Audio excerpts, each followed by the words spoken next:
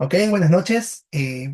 Primero que todo, agradecer a la Asociación de UPC, el Comité Permanente Académico, por la grata invitación a esta bonita ponencia correspondiente a las vías somatosensoriales y motoras, el arco reflejo y los síndromes medulares. Sabemos que en la clínica la aplicación de esos temas son de mera relevancia, puesto que son los casos más comunes que vemos en neurología, ¿sí?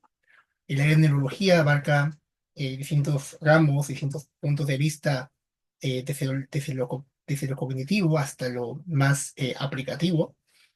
Y este tema nos va a permitir entender cómo nuestra médula espinal nos permite asegurar tanto los movimientos corporales como también las funciones sensitivas, ¿no?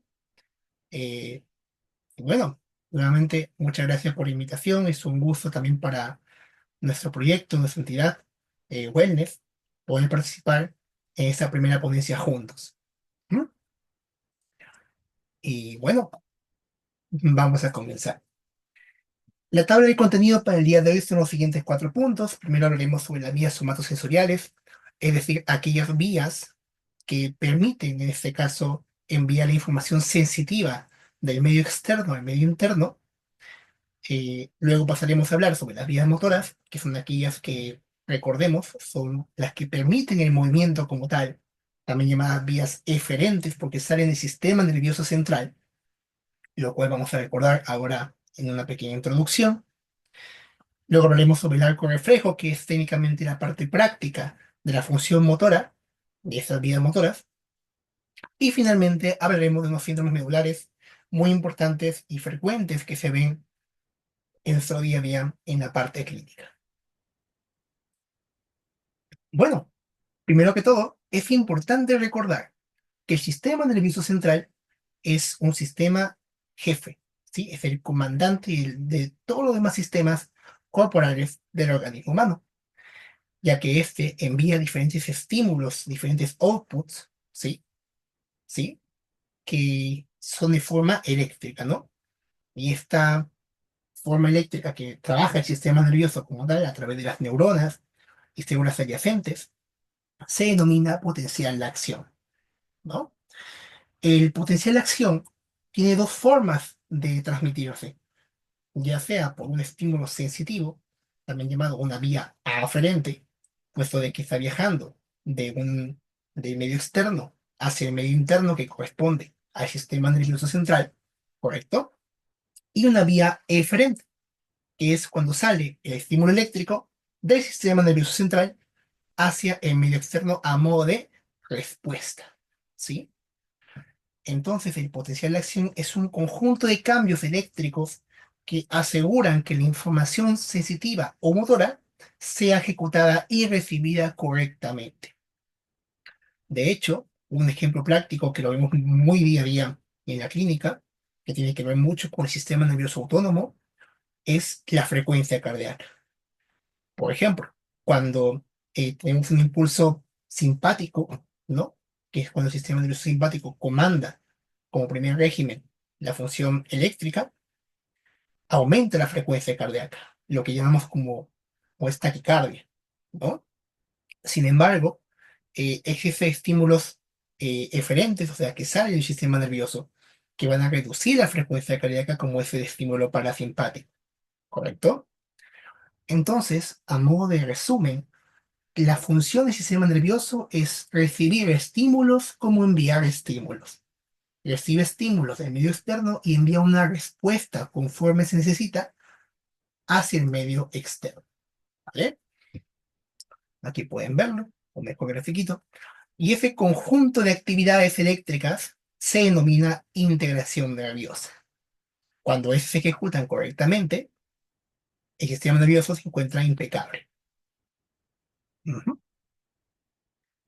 Ahora bien, recordemos un poquito de cómo se encuentra conformado el sistema nervioso central y periférico, porque recordemos que esas son las dos divisiones del sistema nervioso.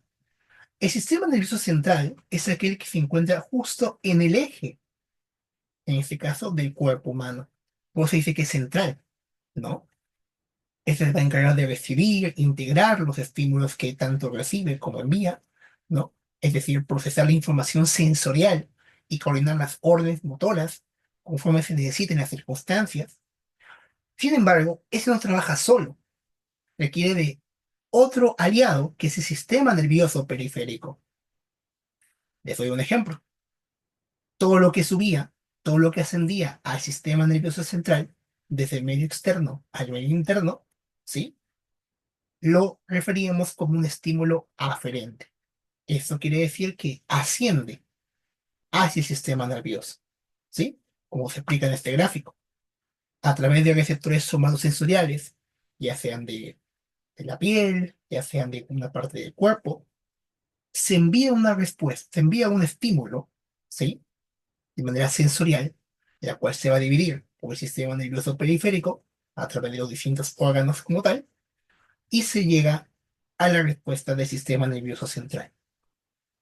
Ese es el estímulo aferente, o sea, estímulo ascendente. Pero cuando la respuesta ya se está ejecutando para responder a la circunstancia actual, ¿no? O la circunstancia clínica, la información eléctrica regresa nuevamente al medio externo, pero bajo la división del sistema nervioso periférico, ¿sí? Aquí recordamos un poquito que el sistema nervioso periférico se divide en dos porciones, una porción somática, que es la voluntaria, la que nosotros podemos controlar, por ejemplo, la que es inervada por el músculo esquelético, ¿sí?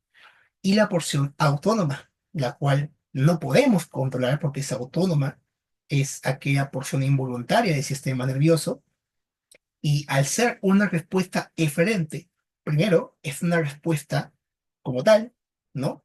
Y va a depender de qué forma de transmisión se va a llegar, ¿no? Por ejemplo, si es una división simpática, quiere decir que va a activar todo lo que corresponde al sistema de alerta. En cambio, si hablamos de la división parasimpática, todo lo que corresponde al sistema de relajación o de reposo, ¿correcto? Aquí les puse unos puntos claves que nunca hay que olvidar. Los pares craneales, que son 12, surgen a partir del sistema nervioso central, y los pares raquídeos, de nervios raquídeos, a partir del sistema nervioso periférico, los cuales ambos en conjunto también trabajan para entender lo que llamamos vías motoras y sensoriales. Ahora bien, hemos visto que el sistema nervioso central se encuentra conformado por todo lo que está en el eje, o sea, en el centro. Se encuentra conformado por el mismo encéfalo, el tronco encefálico, que lo vamos a ver más adelante, y la médula espinal. Les menciono esto porque es la médula espinal la cual vamos a permitir entender sobre el tema de hoy. Y aquí vemos, ese es un corte transversal de la médula espinal. Se dice que tiene una forma de mariposa o un murciélago, ¿no? En este caso, en la porción interna, y tiene una porción externa redondeada, ¿correcto? Sin embargo, lo más importante aquí entender es de que esas dos porciones tienen un nombre, un tipo de sustancia específica. Todo lo que se encuentra externo, ¿correcto?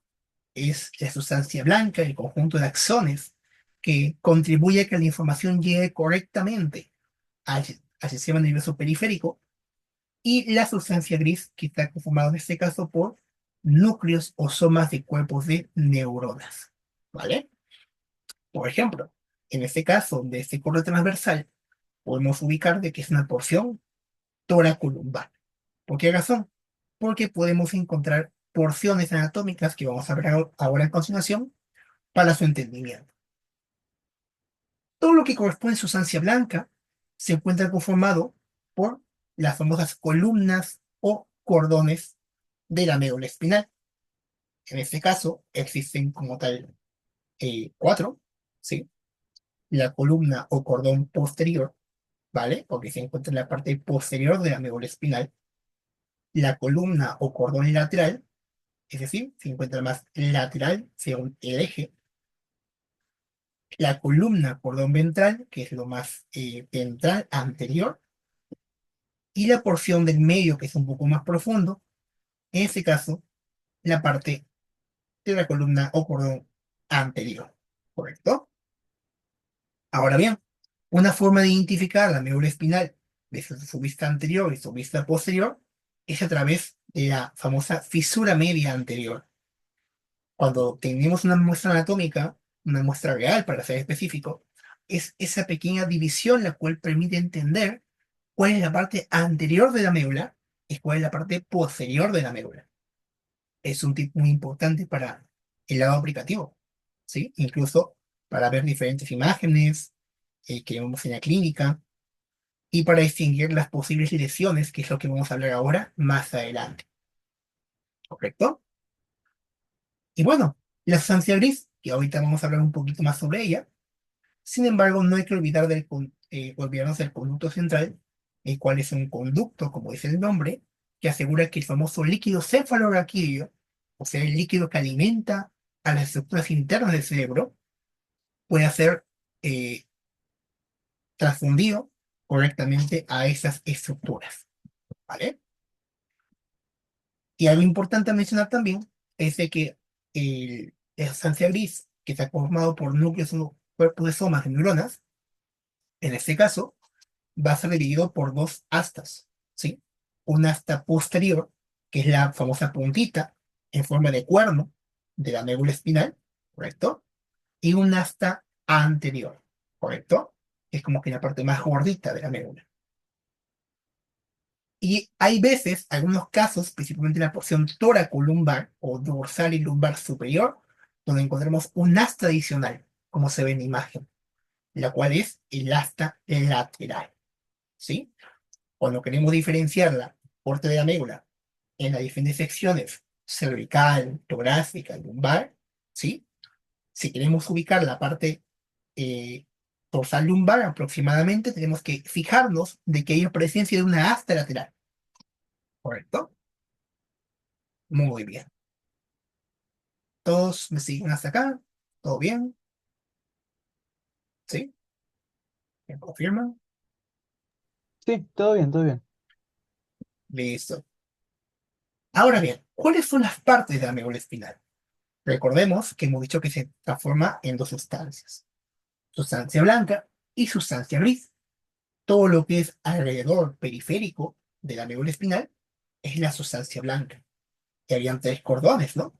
Un cordón posterior, un cordón lateral y un cordón anterior, también llamado columna: columna posterior, columna lateral y columna anterior, ¿vale?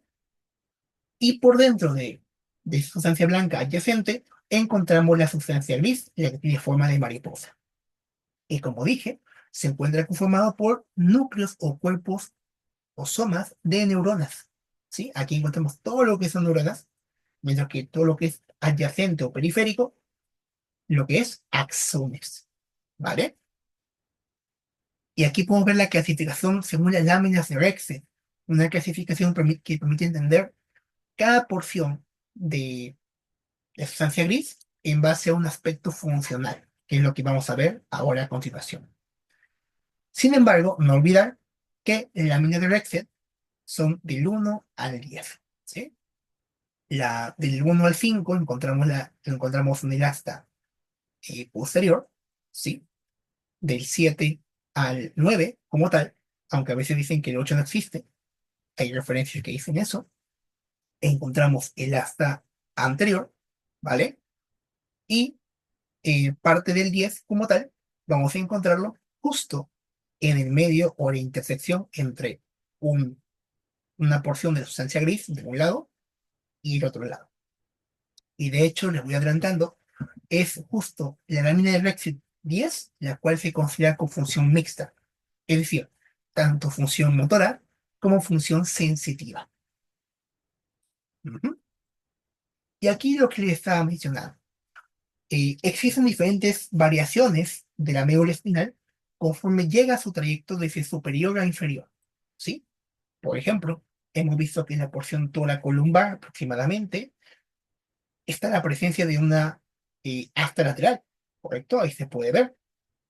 Sin embargo, otro punto importante en la clínica es entender de que existe un ensanchamiento cervical a la altura del plexo braquial, Eso tiene sentido, porque a nivel cervical, entre la altura del plexo braquial, ¿correcto? Esas ramas que inervan los miembros superiores, se requiere mayor presencia de sustancia blanca para que las funciones motoras lleguen correctamente. También encontramos a nivel de la porción lumbrosacra, o sea, la parte final, ¿sí? También un ensanchamiento. Entonces vamos concluyendo de que existen dos ensanchamientos en la médula espinal, una parte en la porción cervical, ¿sí? A la altura del cuello, y otra en la porción lumbrosacra.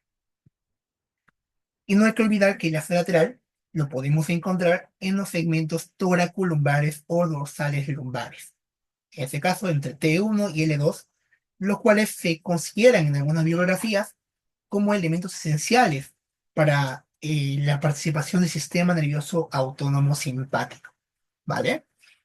Son datos adicionales, peculiares, que son muy aplicativos en la clínica e incluso nos pueden dar a entender la posible alteración fisiológica que tenga el paciente, ¿correcto? Ahora bien, como vimos anteriormente, existen vías eferentes, que son aquellas vías de respuesta, también se le llaman vías motoras, ¿correcto? Y vías aferentes, o también llamadas ascendentes. El término deferente corresponde a las vías descendentes, porque salen del sistema nervioso central a modo de respuesta, pues es un efecto motor, y las vías aferentes como vías ascendentes a modo de respuesta sensitiva, porque llega al sistema nervioso central. Ahora bien, es verdad que existe un montón de áreas en la corteza. Sin embargo, para temas didácticos del día de hoy, tenemos que enfocarnos en tres áreas específicamente. Aquí pueden ver la corteza cerebral, en este caso completita, y aquí una disección de un corte axial, ¿correcto? Bueno, sagital, perdón, de la corteza cerebral. ¿Y qué es lo que hay que entender aquí? Que existen dos áreas importantes para una correcta función eferente o motora y un área que va a recibir la información sensitiva del medio externo. En este caso, pueden ver aquí las áreas asociadas con la respuesta eferente, o sea que se envía la información de la corteza hacia el medio externo a modo de respuesta motora, por ejemplo, son la área prerolándica, que es la considerada la que genera la acción como tal, la respuesta directa del músculo esquelético en este caso, por ejemplo, y el área premotora, también llamada el área de la planificación. Les doy un ejemplo. Cuando estamos en un partido de fútbol, lo primero que pensamos antes de hacer un movimiento es planificar el movimiento que vamos a hacer.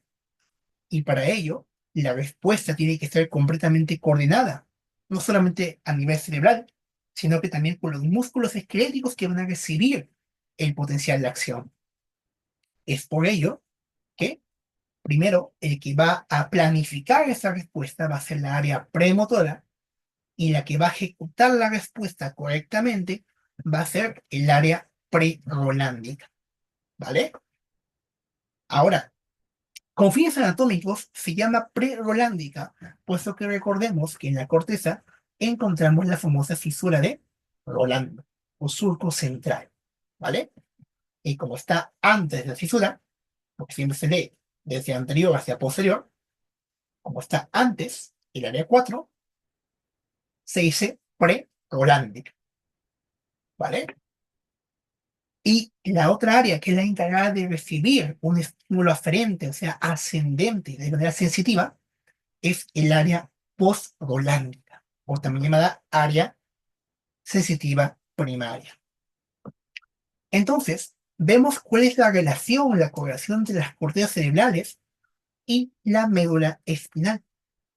Hay información que llega, que es eferente, no, que es aferente, ascendente, sensitiva, y hay información que se envía a partir de la corteza, que son respuestas eferentes, descendentes o motoras. Muy aparte de que sea una información voluntaria o una información involuntaria, porque hemos visto en la clasificación de que el sistema nervioso periférico es tanto somático como autónomo, ¿correcto? Un momentito. Muy bien. Ahora sí. Y aquí podemos ver un corte, como ya hemos dicho, sagital, donde se observa, aparte de las estructuras internas del cerebro, tronco encefálico, entre otras, la misma corteza, tanto motora como sensitiva primaria. Ahora bien, hay que entender este aspecto, puesto que ahora vamos a ver lo más importante. Aquí les adjunto un cuadrito que es muy interesante, que de hecho lo hicimos para entender un poco mejor sobre las vías que vamos a ver el día de hoy, todo de acuerdo a la ubicación de la médula espinal. Es verdad que existen un montón de vías en el lado aplicativo, por ejemplo, la médula espinal, la texto espinal, ¿no? Pero hay tres vías que nunca hay que olvidarnos y es las más evaluadas en la clínica. Hablamos de la córtico espinal anterolateral, la de las corones posteriores, o sea, de los corones grácil y cuneiforme, y de la espinotalámico anterolateral. De estas tres, las dos últimas, la pintada de color azul y la de color verde, son las sensitivas, aferentes o ascendentes, ¿vale? Y desde la vía del córtico espinal es la respuesta motora, descendente, ¿vale? Muy bien. Ahora bien, aquí podemos ver la imagen de la médula espinal, la misma anterior, solamente que la diferencia es de que los cordones posteriores, primero, esta vía va a estar ubicada justo como dice el nombre, en la parte posterior de la médula espinal. En la parte lateral vamos a encontrar como tal al espino talámico anterolateral, o sea, la vía que conecta el tálamo o la médula espinal, que también es aferente, es ascendente. Y en la parte anterior encontraremos principalmente la vía córtico-espinal anterior y parte de la lateral, porque son dos. Es una vía córtico-espinal anterior, una lateral, que ambas en conjunto, las cuales se consideran en la clínica como ese nombre, sería la vía córtico-espinal anterolateral, ¿vale? Sin embargo, con fines didácticos la consideramos como una vía más anterior. Ujú. Obviamente, si es una respuesta motora, va a descender. Si es una respuesta eh, sensitiva o ascendente, va a ascender, como se puede ver ahí. Y lo que nos va a diferenciar entre los tres, muy aparte de la función motora, ¿vale? Son las funciones sensitivas. Por ejemplo, la vía de los cordones posteriores o de Gracile y cuneiforme manejan diferentes estímulos que evaluamos en la clínica. Ejemplo de eso es la baquiestesia, la capacidad de entender la relación entorno y cuerpo humano entre el entorno, o sea, la famosa llamada propriocepción. También encontramos al tacto fino, epicrítico discriminativo, que es ese tacto de distinción entre objetos, ese tacto de distinción entre algo suave, algo grueso, ¿vale? Y la parestesia, que es la que evaluamos siempre, por ejemplo, con el diapasón, la capacidad vibratoria que tenemos a través de los tejidos corporales. Y a nivel del espinotalámico, encontramos las funciones asociadas, por ejemplo, a la temperatura, al dolor, la termoalgesia, también llamado así. El tacto grueso protopático es lo opuesto al tracto anterior, que manejaba el tacto fino, epiclíptico, discriminativo, y la capacidad de presión, o sea, de cargar fuerzas, tendría esa presión sensitiva a través de las vías ascendentes. Y bueno, y esto lo vamos a ver ahora a continuación, el lugar de disposición de esos cordones posterior, lateral y anterior. Cuando hablemos de la vía córtico-espinal, o sea, la vía motora de excelencia, vamos a llamarlo así, hay que recordar que va a deposar entre el bulbo y la médula espinal, es decir, entre la porción inferior del tronco encefálico y la médula espinal, que es la que ramifica la información eferente como tal, ¿vale? Específicamente en las pirámides medulares, que está justo entre esta ubicación. Luego encontramos a los cordones posteriores, que se van a encontrar netamente en el bulbo raquídeo, o también llamado médula oblongada, y el espino talámico anterolateral va a deposar en la médula espinal. Y la razón de esto es porque, como dice el nombre, es espinotalámico. O sea, conecta a la médula espinal con el tálamo. Y al ser una vía ascendente, como vamos a verlo a continuación, la decusación va a tener que ocurrir justo al inicio, o sea, en la médula espinal. Ahora, el término de decusación, que es lo que les estuve mencionando, aluce en este caso a que una vía cambia de dirección. O sea, voy a dibujar por aquí. Si la vía inició, por ejemplo, en el lado izquierdo y decusa, por ejemplo, la médula espinal, o es en el caso del espinotalámico, va a ir en sentido contrario para continuar su información como era antes. ¿Vale? Sin embargo, cuando la información, por ejemplo, es motora, se cumple lo opuesto, ¿no? Va a pasar entre el bulbo y la médula espinal y va a llegar en un solo sentido, ¿vale? Bueno, el gráfico de aquí no me ayuda mucho, pero vamos a verlo ahora en los siguientes gráficos con un mejor detenimiento. ¿Sí? ¿Bien? ¿Me confirman si todo bien hasta aquí? Una Está pregunta. bien, Vale. Ahora, en el caso de la sustancia gris, hay funciones tanto motoras como sensitivas, o sea, asociadas a la sensibilidad y a la función de respuesta, función motora. ¿Vale? Aquí les dejé un cuadrito resumen. Esto es basado en el libro de Neuroanatomía Clínica de Waxman, muy bueno para entender las láminas de Rexet, lo recomiendo. Y vean aquí que, de acuerdo a la ubicación de la sustancia gris, hay distintas funciones asociadas. Por ejemplo, de la lámina 1 a la 4 se asocia todo lo que es sensibilidad exteroceptiva, o sea, todo lo que corresponde con la capacidad sensitiva del medio externo. Ejemplo de esto, dolor, temperatura, tacto y presión. ¿Y a quién nos recuerda esto? Al tracto espinotalámico anterolateral. O sea, ahí vamos viendo cuál es la relación, porque la sustancia blanca y la sustancia gris, al estar juntas en la médula espinal, trabajan en conjunto a modo de respuesta. O bueno, a modo de enviar aferencias hacia el sistema nervioso central. Ahora bien, entre la lámina 5 a la lámina 6, todo lo que es correspondiente a la propiocepción, o sea, la capacidad de asociarlo con el medio externo, ¿no? De uno mismo. En el caso de la lámina 7, ¿vale? Esto es la función sensitiva inconsciente, o sea, más que todo asociados a funciones que no controlamos como tal, ¿vale? Por ejemplo, dolores de los tejidos, por ejemplo, ¿no?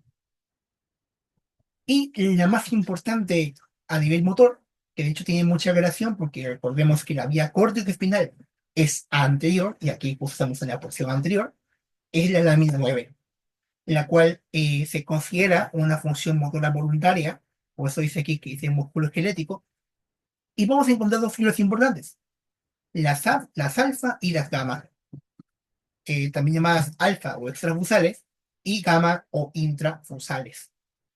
Muy aparte del nombre como tal, la lámina 9 tiene la función de que el músculo esquelético de distintas partes del cuerpo pueda contraerse correctamente bajo una función voluntaria, es decir, músculo esquelético para ser específico, no músculo cardíaco, no músculo liso, ¿vale? Y mi favorita, que es la lámina 10, es la mixta, o sea, la que, aparte de contener información sensitiva, también maneja la información motora. Y esa se encarga, en el lado sensitivo, de la sensibilidad interoceptiva. O sea, una cosa es recibir la sensibilidad del medio externo, como es el dolor, la temperatura, el tacto y la presión, y otra cosa es recibir los dolores, o en este caso, la sensibilidad de los distintos órganos internos, como lo vamos a ver a continuación. ¿Vale? Bueno, entonces vamos a pasar con las vías somatosensoriales. Voy a tomar un poquito de agüita, disculpen.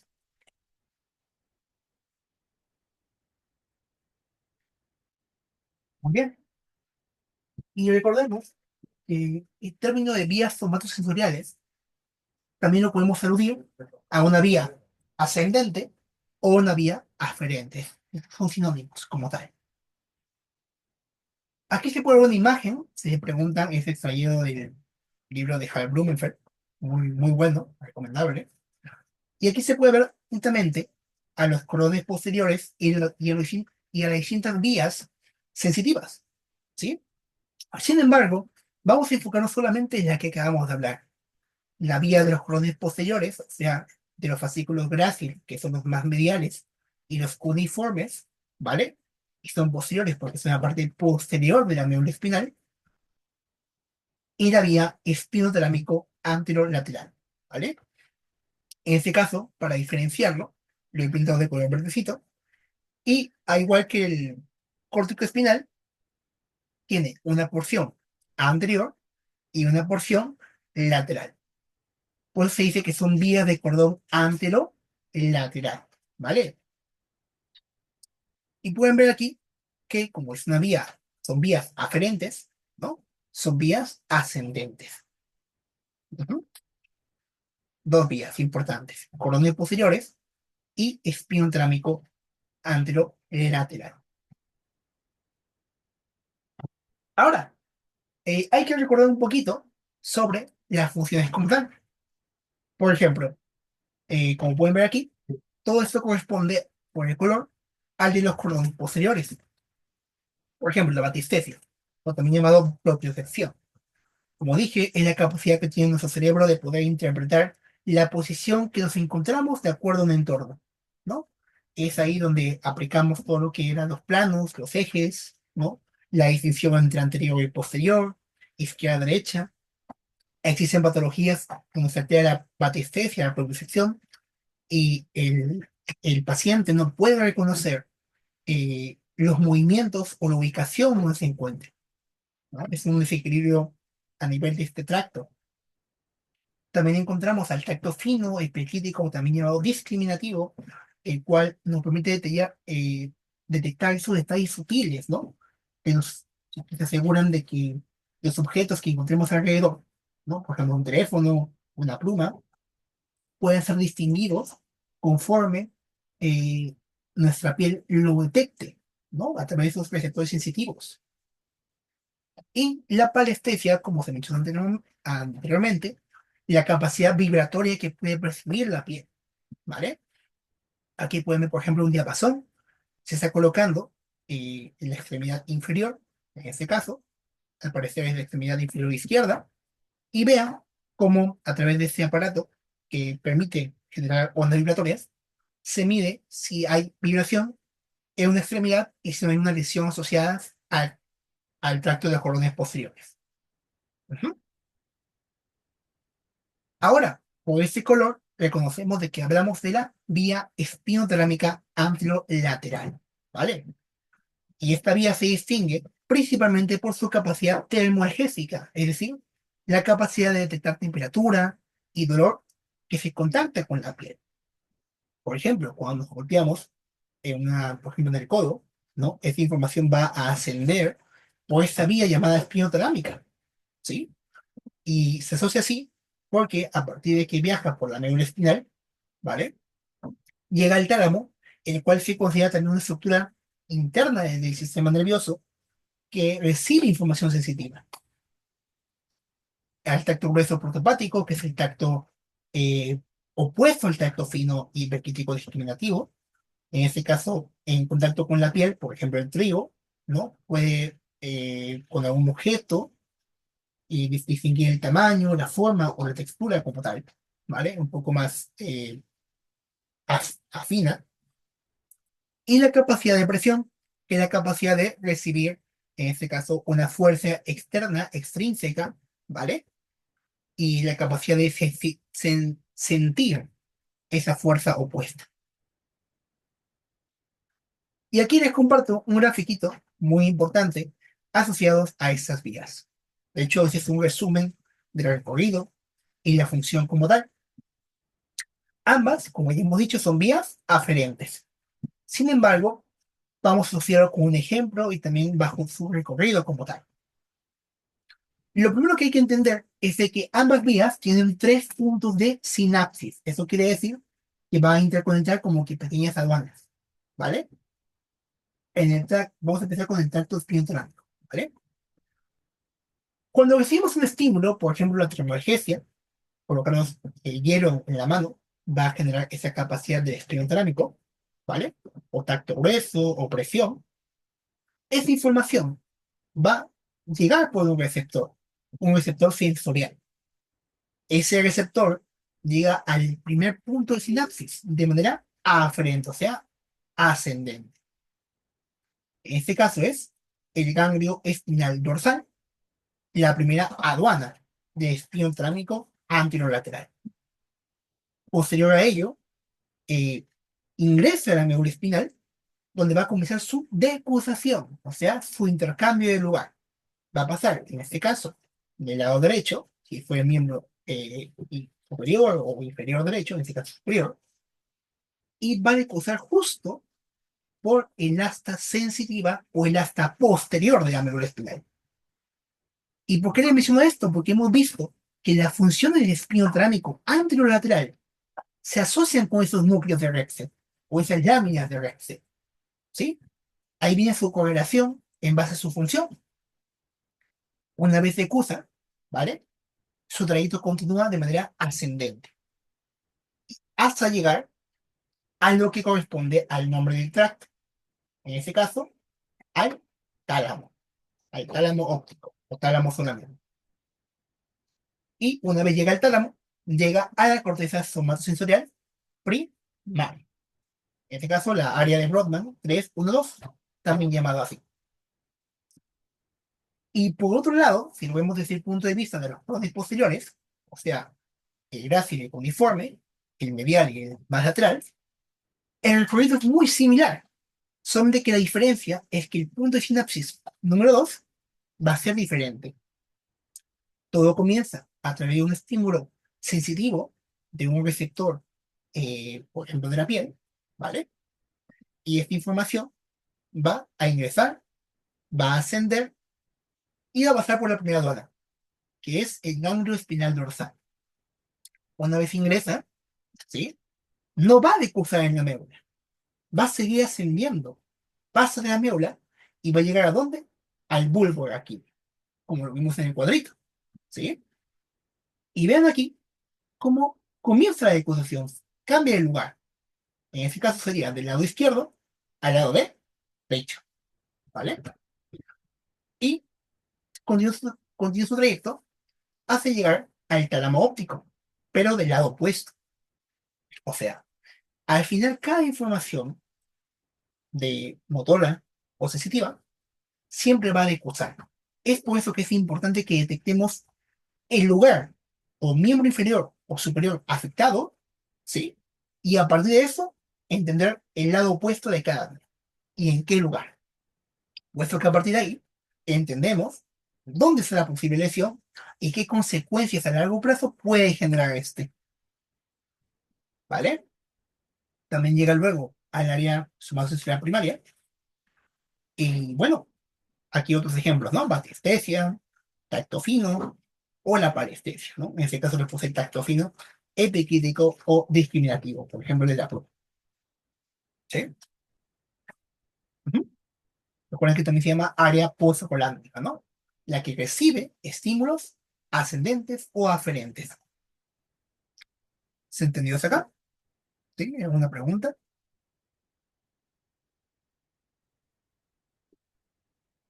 Todo bien. Listo, gracias. Ahora, ¿por qué les menciono la importancia de detectar el punto de acusación? Porque aquí les doy un ejemplo, como el de los corones posteriores. ¿Sí? Primero veamos esta imagen y luego veamos esta. ¿Vale? Muy bien. En la siguiente imagen se representa, de manera gráfica, cómo la orientación de la información sensitiva cambia de acuerdo a la ubicación. ¿Sí? Supongamos que ponemos un punto de división entre esta parte superior y esta parte inferior. ¿Sí? De la médula. Y recordemos que la acusación de los corones posteriores es en donde?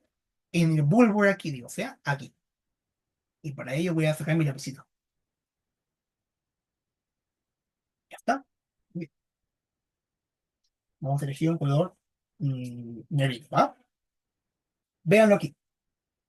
Comenzamos, ¿no? por una información ascendente. Supongamos que acá tenemos nuestra extremidad superior, nuestra mano. Esa información va a partir de un receptor sensitivo y va a llegar cercano a la médula espinal al ganglio correspondiente, ¿sí? Y una vez sale de ese ganglio, va a seguir ascendiendo, ascendiendo, ascendiendo en el mismo sentido, por ejemplo, sería la mano derecha, ¿sí? Hasta llegar al bulbo raquídeo. Y aquí va a cambiar de lugar para llegar a la corteza opuesta. ¿En este caso cuál sería? Si comenzó con la mano derecha, sería la corteza izquierda. ¿Sí? Ahí dice la decusación. Y vean aquí, la información que un entonces era, en este caso, del miembro superior derecho, ¿sí? Comenzó con los brazos que viajó por el núcleo grácil, ¿correcto? Porque siempre se inicia así, grácil. Una vez decusó, se fue hacia la otra porción de los cordones posteriores, o sea, el núcleo cuneiforme. O sea, cuando la información llega, ¿sí? Y está en la parte inferior, son los núcleos gráciles los que comandan la información. En este caso, si corresponde a un miembro superior. En cambio, cuando se invierte esa disposición, los miembros inferiores, su información como tal, va a ser más a nivel grácil, ¿vale? Cuando uno decusó, los miembros superiores se consideran parte de la vía de ese punto a ese punto. Y cuando ya decusó, se invierte. El cuneiforme es el que toma la batuta de los superiores y de los inferiores, que eran parte del cuneiforme, pasan al grácil. O se les puse los pies, miembros inferiores, y grácil, miembros superiores. Y ahí el tema de la decusación. Y ese es un caso particular de los cordones posteriores. No es lo diferencia a comparación del espinotarámico. ¿Sí? Pero bueno, una vez la información sensitiva llega o se envía una información motora, como pueden verlo aquí, a través de los homúnculos, ¿vale? Este gráfico explica cómo hay áreas de la corteza según su ubicación que recibe la información sensitiva, pero de diferentes partes del cuerpo. Por ejemplo, vean aquí toda la información sensitiva de la cara, el tacto, ¿no? La capacidad de tocarnos, ¿sí? Se encuentra más a nivel temporal de la corteza sensitiva primaria. Incluso el gusto se encuentra más extremo. Sin embargo, en las extremidades, por ejemplo, de la mano, se encuentra más a nivel parietal, ¿no? De la corteza parietal. Y el de los miembros inferiores se encuentra justo entre la división de los hemisferios. ¿Y por qué es importante tomar esto en cuenta, incluso también del cuerpo, ¿no? Porque, de acuerdo a una visión isquémica, una CB, que puede alterar la función cognitiva, como también funcional, ¿sí?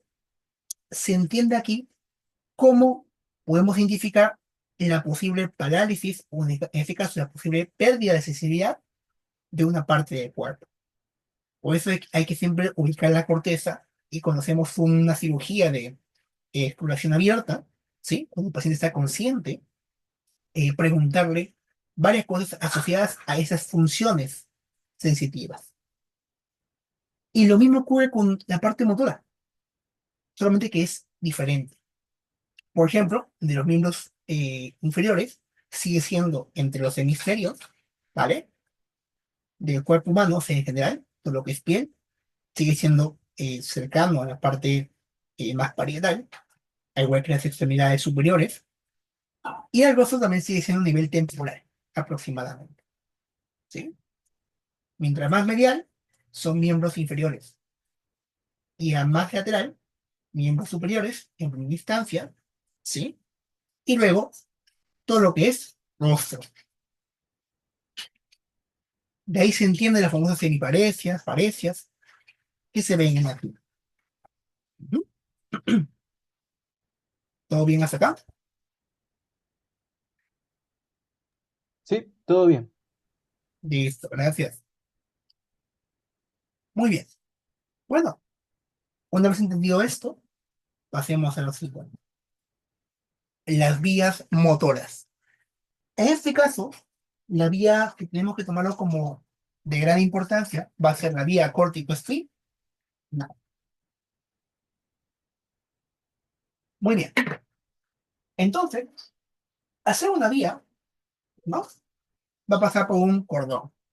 Y en este caso corresponde a los cordones anteriores. ¿Existen otros tractos? Sí, como por ejemplo la pectoespinal, la vesícula espinal, la rótula espinal, ¿no? O la vestíbula espinal. Sin embargo, por ejemplo, a nivel de la bibliografía de Blumenfeld, para la evaluación clínica neurológica, se considera con mayor importancia, por su función voluntaria, la córtico-espinal lateral y la anterior, la cual, con fines didácticos, la denominamos como tracto córtico-espinal antero-lateral, que son vías descendentes o eferentes, porque envían una respuesta comunal. Por ejemplo, aquí había una animación donde se los daba la mano, pero en este caso no funciona. ¿Y cuál es la vía, cuál es el recorrido de ese tracto como tal? Todo comienza con la corteza, porque recordar que es una información diferente, es una información de respuesta, va a descender. Desciende la corteza, pasa por el conjunto de axones, denominado corona radiada, ¿sí? Que viene de la corteza, y va a seguir descendiendo, pasa por el mesencéfalo, que es parte del tronco encefálico, ¿sí? Pasa por el puente o protuberancia neural, ¿vale? Y vean que una vez pasa por esas estructuras internas, como también es el encéfalo o su cápsula interna, que eso es un poquito más detallado, ocurre la decusación de la médula espinal, perdón, del córtico espinal. Va descendiendo, desciende, desciende, y es justo en las pirámides medulares, como mencioné anteriormente en esta imagen, o sea, en la parte rostral del bulbo raquídeo, donde ocurre esa decusación y cambia de lugar. Aquí ponen las pirámides y la decusación piramidal. Cambió de lugar. Es por eso que la evaluación motora en el cuerpo izquierdo tiene que ser evaluada también a través de la corteza derecha y viceversa. Ujú. Muy bien. Ahora, conforme a la clínica, hay que entender dos términos asociados a la pérdida de movimiento. Porque una cosa es la pérdida total y otra cosa es la pérdida parcial del movimiento. Cuando es una pérdida total, lo denominamos bajo el sufijo pregía. Por ejemplo, se afectó a todos los miembros superiores e inferiores, ¿no? Se denomina cuadriplegia, como se puede ver aquí, o tetraplegia. Cuando afecta a una sola extremidad, monoplegia, como pueden verlo aquí, ¿sí? Cuando afecta la mitad del cuerpo, o sea, un miembro superior e inferior de un mismo lado, es hemiplegia, porque es la mitad del cuerpo, hemi. Y cuando afecta a los miembros inferiores, lo que hablamos normalmente, ¿no? La paraplegia en este caso, ¿sí? Ambos miembros inferiores. Y ya vamos a ver el por qué. Y cuando perdemos parcialmente el movimiento, o sea, el paciente puede generar movimientos torpes, no coordinados, ¿sí? Principalmente, es lo mismo, solamente que en vez del prefijo pregía, se denomina paresia. Significa pérdida parcial de movimiento. Cuadriparesia, todos los miembros, o también tetraparesia, ¿sí? Monoparesia, una sola extremidad, pérdida parcial de una sola extremidad, hemiparesia, la mitad del cuerpo, ¿sí? O sea, extremidad superior e inferior, como tal, y paraparesia, ambos miembros inferiores. Eso puede ser por distintas causas, por ejemplo, la compresión de la médula espinal, puede ser por una alteración neurológica a nivel de la corteza o en la decusación piramidal, ¿sí? E incluso infecciones virales, entre otras, como vamos a ver más adelante, en los síndromes medulares. Uy, perdón. Ahí. Ahora bien, voy a darle aquí a que se escuche el sonido. Ya. Ahora bien, existen dos tipos de lesiones asociadas con la función motora, ¿sí? La lesión de neurona motora superior o sea, una lesión que afecta solamente a tractos o vías de la médula espinal, ¿sí? Y la inferior, que es la que afecta a los núcleos de la médula espinal, o sea, las láminas de Rexet, por ejemplo, la lámina 9 y la lámina 10, ¿no? Que es mixta. ¿Y cuáles son las consecuencias de una parálisis a nivel de solamente la vía, ¿no? O la vía descendente. Primero, la parálisis espástica, que es cuando el paciente muestra, conforme pasa el tiempo, rigidez, por ejemplo, al hacer maniobras involuntarias, va a ser siempre de manera brusca, ¿no? Fuerte, inmediata, sin control de la fuerza. Va a presentar Babinski positivo, que es la capacidad de una dorsiflexión, ¿sí? O una flexión dorsal, como dice aquí, del pie. Una vez pasamos a una herramienta punzante, ¿vale? O de manera suave. Y los reflejos osteoteninosos o hiperreflexia, también llamado ROT, ¿vale? Esos movimientos osteoteninosos o hiperreflexia que se evalúan más que todo cuando queremos tomar en cuenta la función motora de una extremidad, ¿sí? Va a ser caracterizada por movimientos bruscos, como se puede ver en el siguiente video. Quite hyperreflexive. S1. Okay, now we'll be careful on this side. Okay, so L4. Como pueden ver ahí, justo los movimientos han sido bruscos, han sido consecuentes, ¿vale?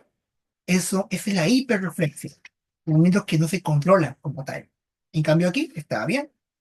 Lo más seguro que aquí hay un problema de lesión de neurona motora superior, pero del lado derecho, posiblemente a nivel de la médula, de la corteza, ¿no?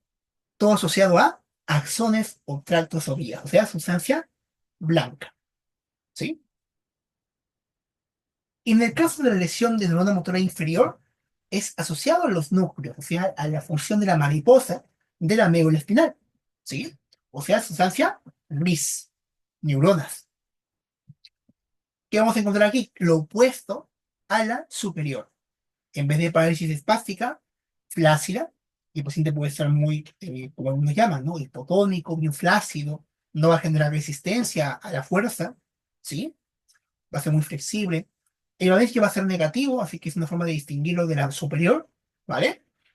Y en vez de hiperreflexia, va a haber una hiporreflexia, o sea, que los reflejos van a ser bajos, pocos, incluso imperceptibles en algunos casos. Entonces, veamos desde ese punto la forma de evaluar el tipo de lesión y en qué parte de la médula podría estar afectada. Y todo esto es en base al examen físico, la semiología, sin necesidad de hacer aún las imágenes para una ecografía, ¿no? Una ecografía como tal, o una resonancia, que que es la prueba de elección a nivel del sistema nervioso. Ujú. Hasta aquí, todo bien, todo tranquilo.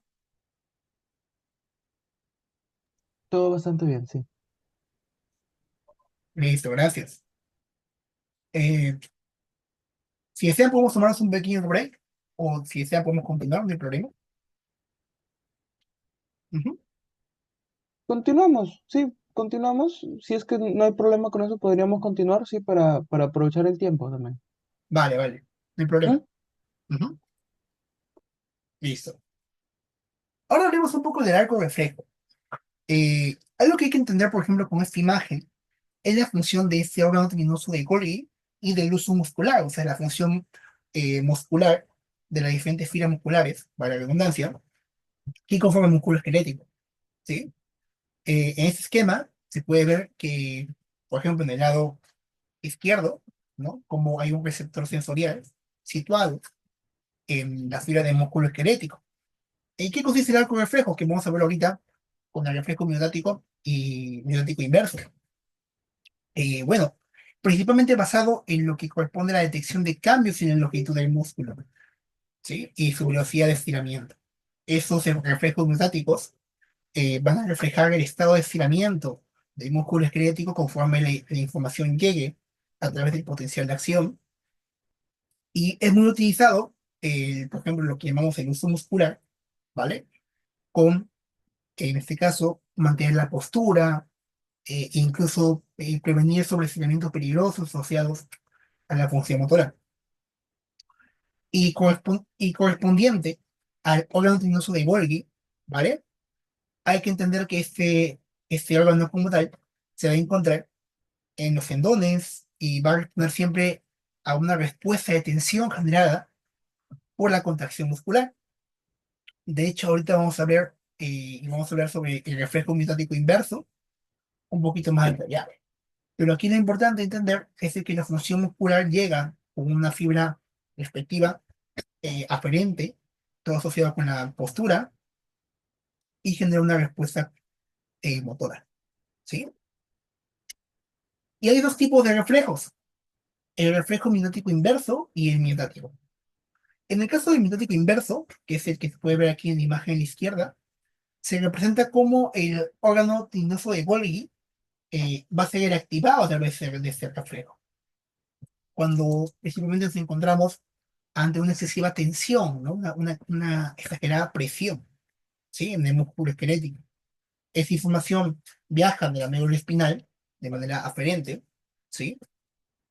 Eh, Trabajando con interneuronas inhibitorias también, como pueden verlo aquí, y va a provocar la relajación del músculo esquelético, como pueden verlo aquí, ¿sí?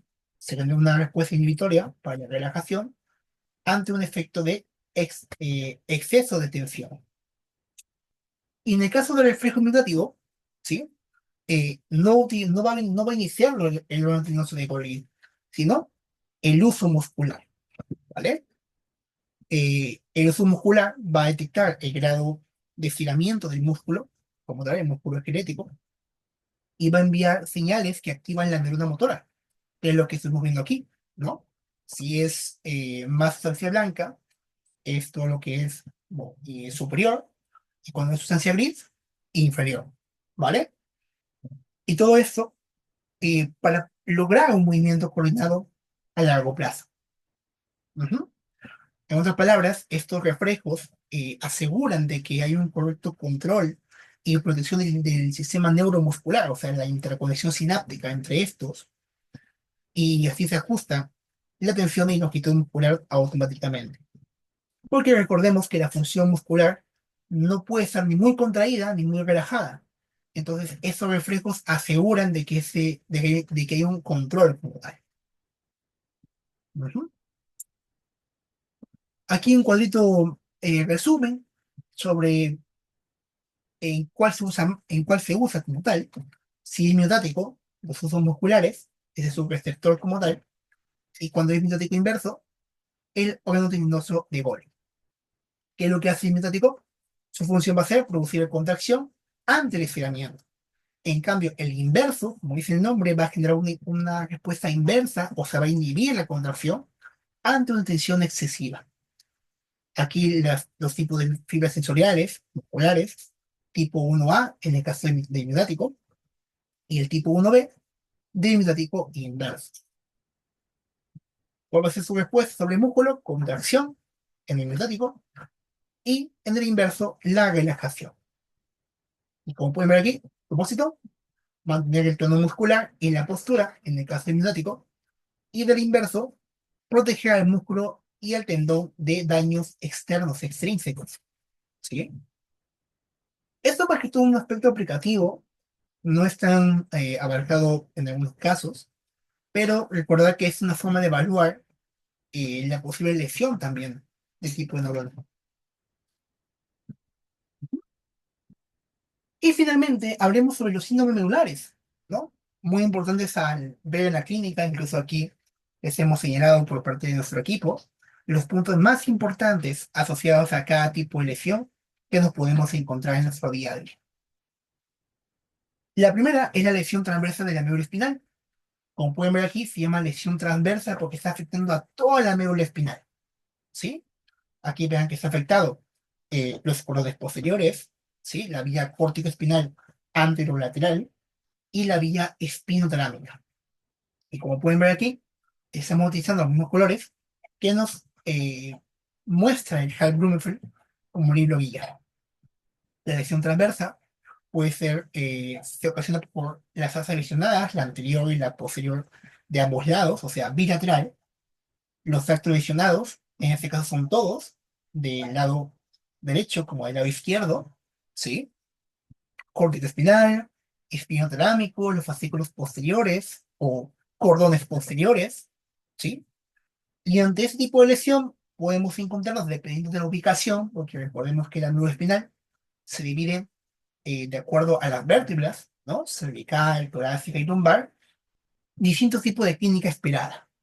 Por ejemplo, puede haber una afectación motora parcial o completa en ambos lados, por ejemplo, si es nivel de la región lumbar, ¿no?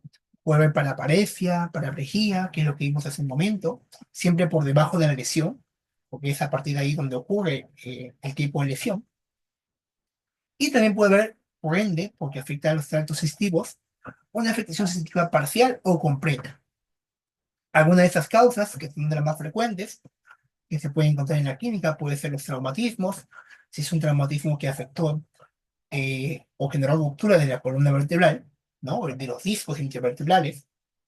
También puede ser tumores compresores, la famosa esclerosis múltiple o la mielitis transversa. En el caso de la infección de la médula espinal, o también llamado síndrome de Brock-Sequard, ¿sí? Es técnicamente lo mismo, solamente que la diferencia está en que afecta solamente la mitad de la médula espinal. De un lado, o sea, es unilateral. Y debido a la ubicación, por ejemplo, si es un nivel transverso lumbar, puede también ser una lesión ipsilateral como tal. La clínica esperada va a ser muy similar a la anterior, solamente que la diferencia va a ser, como pueden ver aquí, las distintas áreas y funciones de acuerdo a la decusación. Por ejemplo, si afectó la médula espinal, el más afectado va a ser el espino talámico anterolateral. Algunas causas pueden ser lesiones penetrantes, o un arma blanca, una bala, ¿no? Y nuevamente la esclerosis múltiple, o incluso tumores que comprimen de manera lateral, o sea, una porción de la médula, afectando su funcionalidad. También encontramos el síndrome de cordón central. En ese caso hay dos tipos. El cordón central porque afecta la parte central de la médula espinal. Existe una pequeña lesión y también una clasificación que se llama grande lesión, ¿sí? La pequeña lesión es como se ve en la imagen. Hay solamente afección, más que todo, de vías, como son los cordones posteriores. En algunos casos también la vía espinotalámica por la intraconexión de la segunda neurona, que hemos visto que es el ganglio asociado al espinotalámico, donde le cursa por su información, por el asta posterior. Su clínica esperada va a ser la afectación de la sensibilidad tremologésica por decusación y en algunos casos también a los cordones posteriores, como se puede ver en la imagen. Algunas causas pueden ser las contusiones, también puede ser la siringomielia, o traumática o postraumática, y también tumores intrínsecos de la médula, por ejemplo, el hemangioblastoma, ¿no?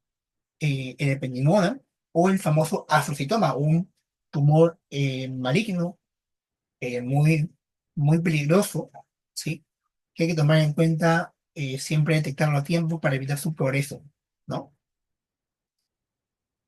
Y aquí pueden ver el del cordón central, pero extensa lesión, ¿no? O grande lesión. Vean que ahora está afectada casi gran porción de la médula espinal, ¿sí? Se afecta todo.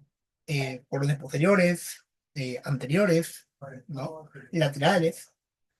Se afectan los tres tractos como tal. Y la clínica esperada va a ser, pues, de acuerdo a su función, ¿no? Pérdida termoalgésica de ambos lados, motora, sensitiva de ambos lados también. Y algunas causas, bueno, pueden ser las contusiones las que generan esto, golpes, ¿no? Inesperados que pueden dislocar quizá una vértebra y pueden comprimir la médula espinal. La siringomilia nuevamente, no traumática o postraumática. Y los tumores intrínsecos de la médula, ¿no? Nuevamente, hemangioblastoma, ependimoma y astrocitoma. ¿Muy bien? Ahora sí. Y el síndrome de los cordones posteriores, en este caso, como dice el nombre, va a afectar solamente los cordones posteriores.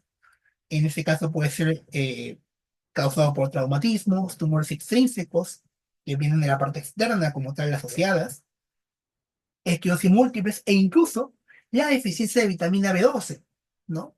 O sea, un aspecto nutricional. Y el TABES dorsal. Obviamente su clínica va a ser asociada con la función del cordón o del tracto como tal, de los cordones posteriores, o sea, carácter cuneiforme, sensibilidad por debajo de la lesión, afectada, eh, pérdida de la parestesia, propiocepción, tacto epiclítico, discriminativo, y la batiestesia, porque es algo sensitivo. También el síndrome de cordón anterior, o también llamado anterolateral, porque como pueden ver aquí, afecta a los cordones anteriores, como es el córtex espinal, y a los cordones que son espinotalámico anterolateral, ¿no? Y las funciones son las mismas. eh, Sin embargo, algo aquí a resaltar es de que la diferencia entre las demás, base a causa subyacente, puede ser, por ejemplo, por un infarto o un bloqueo de la arteria espinal anterior, que es la que se encarga de irrigar la parte anterior de la médula espinal, ¿sí? Entonces también hay que evaluar siempre los factores de riesgo, factores de tromboembolismo, de embolismo, también riesgos de problemas de coagulación, por ejemplo, ¿no? Entre otros, ¿no? Siempre para evitar la posible formación de isquemia periférica. Y bueno, llegamos al final de la sesión del día de hoy. Ha sido más que todo una parte práctica teórica, ¿no? Como pueden ver aquí. Y no hay que olvidar nunca, siempre tomar en cuenta los signos, la semiología aplicativa asociada, en este caso, a los casos de la neurología, ¿no? Aquí les adjunto las referencias, pueden ver el Blumenfeld, es un gran libro que he utilizado para esta presentación. Es muy bueno, bien completo, es en inglés, eso sí, pero lo recomiendo mucho, más que todo para el lado aplicativo y de evaluación, no solamente de la médula espinal, sino que también de todo lo que corresponde a neurología, ¿no? Pares craneales, ¿no? Síntomas, signos, causas. Y también aquí hemos utilizado de complemento al libro de Kayata, ¿no? Que seguro también lo conocerán, un doctor que mediante sus guías ha apoyado mucho en la educación médica, ¿no? Gracias. Y también por la invitación. Muchas gracias a ti por la increíble ponencia que has realizado. La verdad es que siento que para todos los que hemos estado presentes ha sido una ponencia que ha sido bastante, de la que se va a poder aprovechar muchísimo la información recibida, ¿no? Entonces, antes de despedirnos, y pues nada, si alguno de los chicos quisiera hacer alguna pregunta, algún comentario por el chat o prendiendo su micrófono, están más que invitados. Y también, este, pedirles que pongan sus reacciones para poder tomar un pequeño pantallazo, ¿sí? De todo lo que es, de un poco de la ponencia para tener la evidencia de lo que se ha realizado el día de hoy. Sí, entonces si pudieran ir poniendo sus reacciones, sí, aquí para irles tomando ahorita, tomar un poco, ahorita el pantallazo y tener la prueba esta. No, también si pueden prender sus cámaras, también muchísimo mejor, pero con las reacciones también está bastante bien. Entonces aquí tomo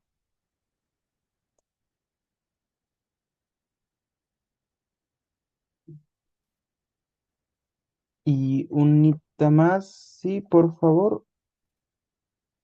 Ya, listo. Entonces, bueno, eso sería todo por esta ocasión del hermano mayor. Los se irán avisando las ponencias de las siguientes ocasiones a lo largo en estos días. Sí, para que igual puedan estar más que invitados a unirse y a participar de las mismas. Y de nuevo agradecer a Rodrigo por su tiempo y por el gran aporte que nos ha brindado en esta ocasión. Muchísimas gracias de parte de todo el comité. No, el gusto es nuestro y muchas gracias por la invitación. Estaremos atentos para poder apoyar en más sesiones y cualquier cosa, estamos aquí para apoyarnos siempre como colegas. Ujú. Muchísimas gracias entonces. Estaremos en contacto. Gracias. Igualmente, saludos. Igual. Hasta luego entonces. Ya chicos, eso sería todo por esta ocasión.